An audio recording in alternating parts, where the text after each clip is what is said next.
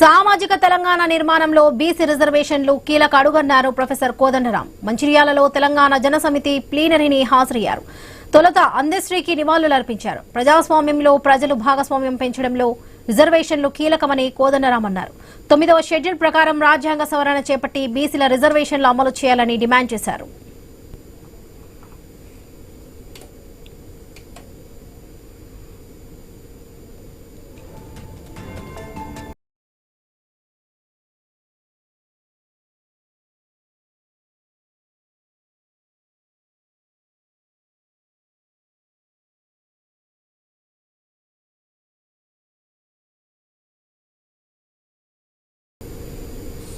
మరి 42% రిజర్వేషన్లు బీసీల రిజర్వేషన్లను పెంచి 42% తీసుకురావటానికి రాష్ట్ర ప్రభుత్వం బిల్లు తీసుకొచ్చింది.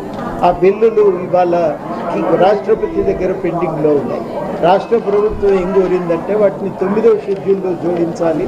జోడించి 9వ షెడ్యూల్లో జోడించిన ఆ రిజర్వేషన్లకు రక్షణ కల్పించాలని చెప్పి కోరితే దాన్ని కేంద్ర ప్రభుత్వం ఇప్పటి వరకు నిర్ణయం తీసుకోలేదు. అవి పెండింగ్లో ఉండిపోయినాయి. ఆ డిమాండ్ సాధన కోసం ఇవాళ ప్రధానంగా కార్యాచరణ ఆలోచించుకుంటాం, నిర్ణయం చేస్తాం.